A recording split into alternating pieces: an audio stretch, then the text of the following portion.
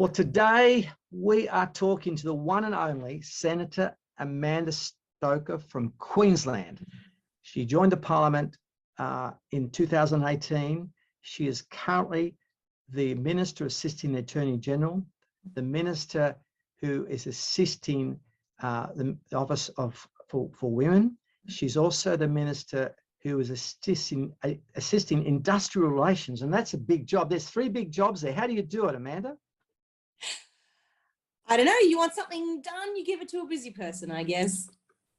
And you've been a busy person all your life. You graduated with honours as a law student. You've worked for, as in your own practice, you've worked as an assistant to the one of the key judges in the High Court, in the highest court in Queensland, and then you went to the High Court. How did you get a gig in the High Court? That would have been a hard one, wouldn't it?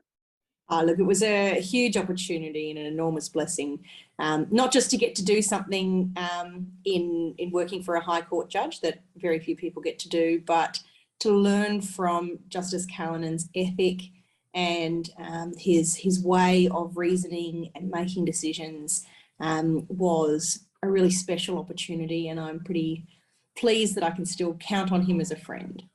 Well, that's good. That's really great. And you are a woman of deep faith. Can you tell us your faith journey? How did it all come together for you with you and God?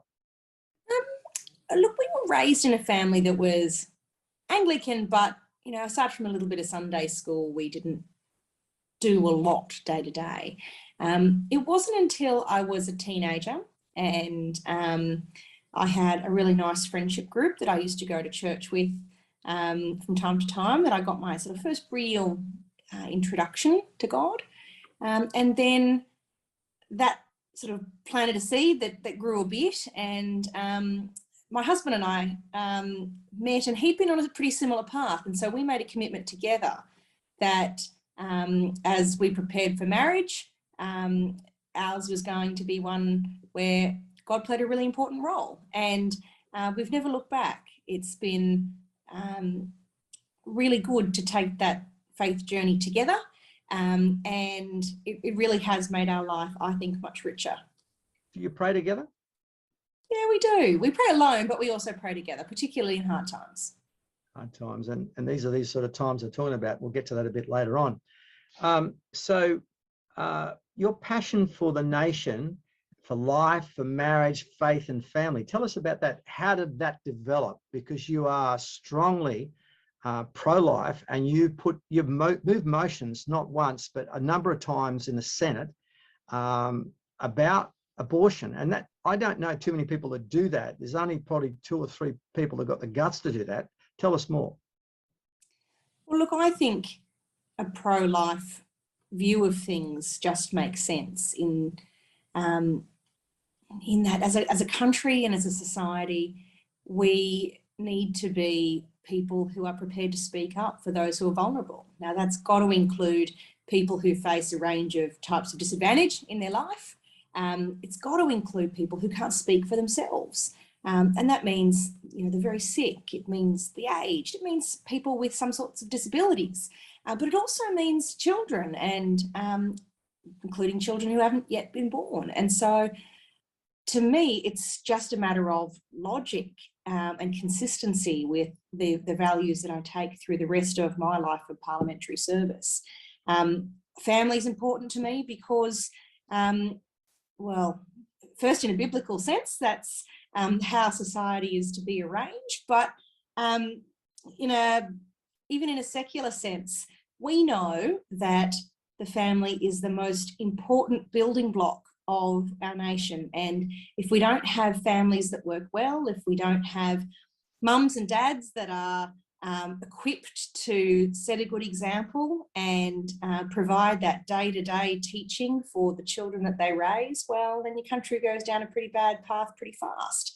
I also believe that there are so many things, including really difficult things, that are much better done by families than by governments. The difference sometimes between those who lean towards the Labor and left side of things and people like me is that I tend to believe that it's individuals in their families who build the civil society around them that are best equipped to make many of the decisions that go to whether we lead a good life and to solve many of the problems that we face as communities. It's rarely the case that a faraway government throwing money at a problem in a one-size-fits-all kind of way will do it well. And so I kind of bring that perspective to the decision-making that I've had the privilege to do in the Senate for the last 4 years. And what about the Judeo-Christian ethic that is our nation, I believe, is built on? What are your thoughts on that? It really worries me when people try and pretend that there's something wrong with the values of Western civilization, you know, founded as they are on this Judeo-Christian perspective. If we look over the course of history, it is under the Judeo-Christian way of doing things that we have experienced the most freedom, the most peace, the lowest violence, the greatest prosperity. And that's something for which we should be enormously grateful, but for which we should also be really proud and willing to stand up and protect. And so I really want to see a greater appreciation of all of the good things that this rich tapestry has given us. And I'd like to see a much more proud commitment to carrying that into the future than we have seen from governments, you know, of different colours from time to time. 100%, 100%. You know, share your heart and your concerns about where our nation is up to now. How do you see things, and what do you see the big challenges ahead? I see a number of challenges for this country. There's the external challenge that comes from our geopolitical position. The world around us is changing, and those international power dynamics bring with them great uncertainty and a turbulence for which we need to be prepared. But internally, I also see a kind of cultural corruption that I'd really like for us as politicians, but as Australians more generally, to be much more comfortable with confronting, of course, respectfully and politely, but with a sincere heart for saying, we've got to get the economy right. That matters so much, but it doesn't matter for its own sake. It matters because it equips us to do good things that make a difference to the lives of Australians. And social policy matters not because it's about handouts for everyone, but because when we set a culture that allows people to pursue their unique version of a great life in freedom, and that includes religious freedom and freedom of association and freedom of speech, and when we have those foundations set well, people can find their way to truth, they can find their way to faith if that's what they want and they think God is leading them to, and it equips people to be good servants of the community in which they live. So I really care about culture. I want to see my party, but I also want to see politics more generally comfortable with saying some things are true and some things aren't true. Some things are right and some things are wrong. And that's okay. That's not necessarily judgment. It can be a case of, you know, hate the sin but love the sinner. And in doing so, we can build a country that has far fewer of the social problems that undermine people's ability to lead a full life. 100%, 100%. You've got, you know, you've done quite a lot of things. Just tell us some of the stuff you have done in Parliament over the 4 years, some of those motions that don't come to light, they're not in the media, but just tell us some of those things that you are proud of over the last 4 years. One of the things I'm most proud of is the work that I did with people of faith in our broad Australian community to get people together to work towards the protection of religious freedom in this country. I really do think that's been sort of my baby, and I'm not finished that job yet.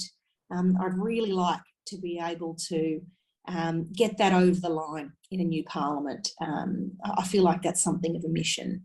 A country that doesn't understand the importance of religious liberty is, to my mind, in a pretty bad way. And so I really passionately want to make sure we get that over the line. And I'm really pleased to see our Prime Minister and the coalition team commit to pressing on with the Religious Freedom Project into a new government if we have that opportunity. That's been very close to my heart. I have consistently stood for life, because that's a relatively rare thing amongst women in public life. I've copped my fair share of flack for doing so, but there's no point in being in politics if you're not prepared to stand up for the things that you think are important, and that's something I think is really important.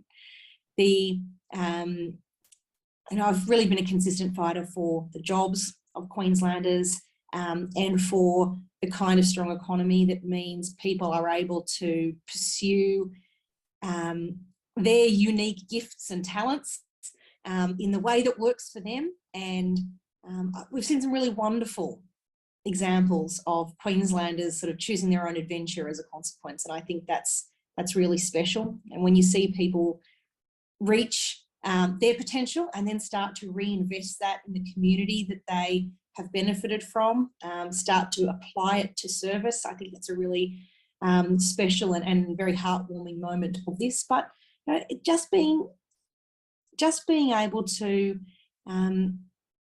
every day help Queenslanders through what are often the most difficult circumstances they have faced in their life, being someone they trust with their story and that they trust to go and fight for them in the corridors of government, is such a huge privilege. And every single one of those stories matters. We often get success, we don't always, but I hope that everybody who comes through my door feels respected and feels heard and feels like they've got a fighter for them. And that's something that I'd love to continue to do. Speaking about continuing to do, we have a challenge, and the challenge is you have been placed, I think, last year, middle of the last year, in the last half of the year, you were demoted from being number 1 to number 3.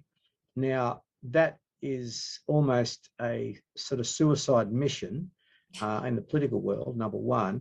Number 2, in this current situation, it's even more of a with the polling and what's happening and how things are working out, it's even more of a suicide mission. I was very saddened, very saddened. I know the Prime Minister spoke up for you, thank God, but it was very sad. How did you feel about that?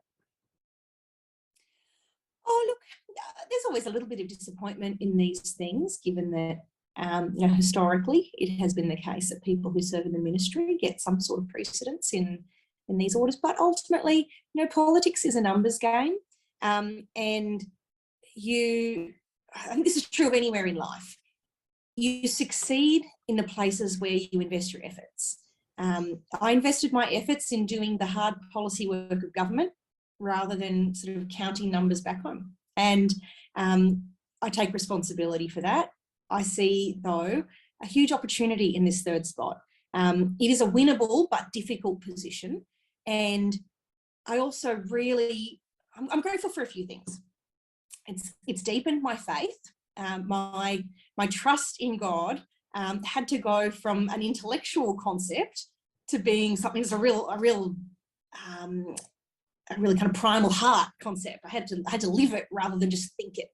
And it's only with sort of types of hardship that you get tested on these things. And so I'm actually pretty grateful for that. I also see that it's on the margins that we make a difference. If I don't get over the line, it means we haven't equipped the Australian Parliament with a workable number of people with the right values to drive our country through its challenges and forward to freedom and prosperity. So I'm actually really comfortable with where I am, because I know that if I can deliver this, then I'm moving the dial in a way that I wouldn't have in a safe spot. So there's a whole lot of thoughts in there, I suppose, but ultimately, people have this opportunity at the election, and they can channel their frustrations into minor parties if they want to, but really all they'll get is a commentator throwing stones at the sidelines. They might talk about holding a balance of power, but ultimately they're not really going to have someone in the room around the table when decisions are made. But if they channel that support into supporting the LNP to get me up as the third in Queensland, they'll have a fighter for their values, not being an outsider throwing stones, but in the room, in the heart of government, making a difference where it matters. And I think that is a huge opportunity that shouldn't be wasted.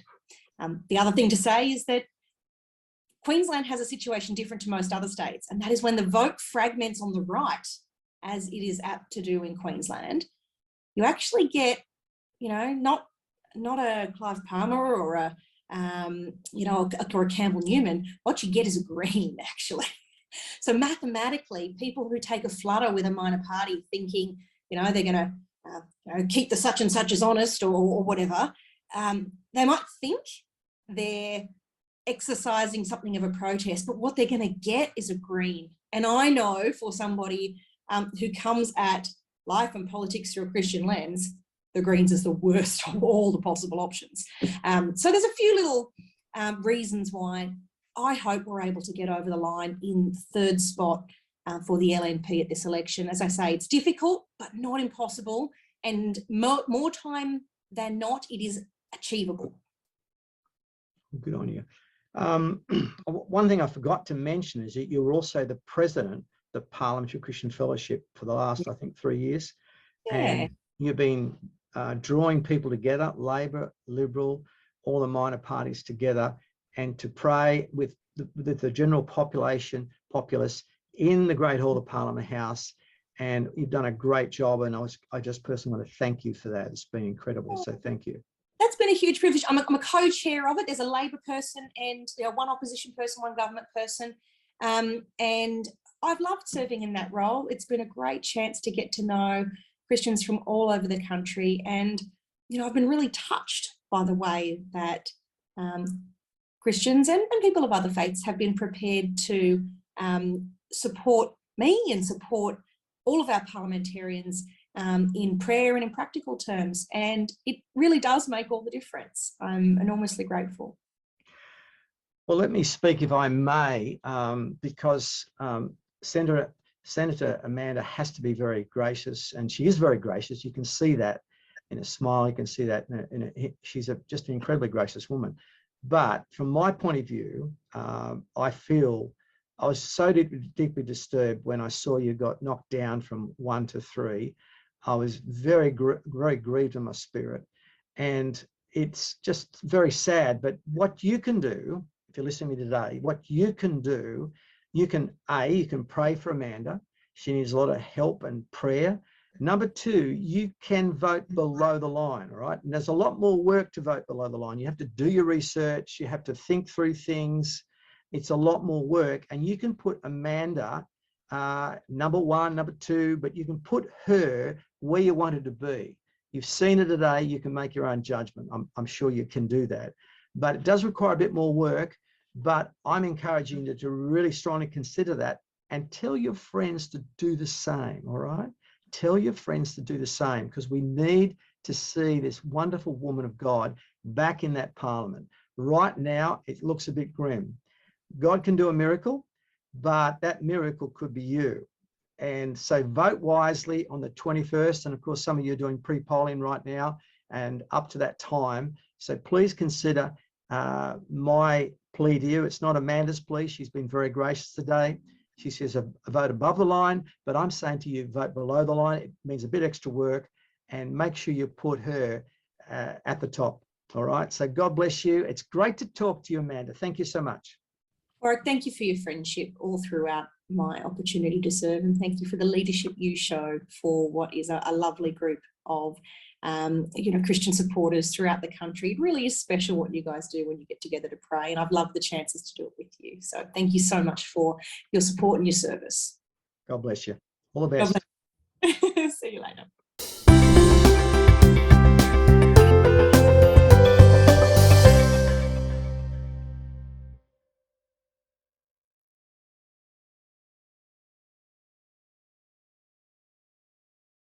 Authorised by Warwick Marsh, 1A227 Corder Road, Mount Kembla, New South Wales 2526.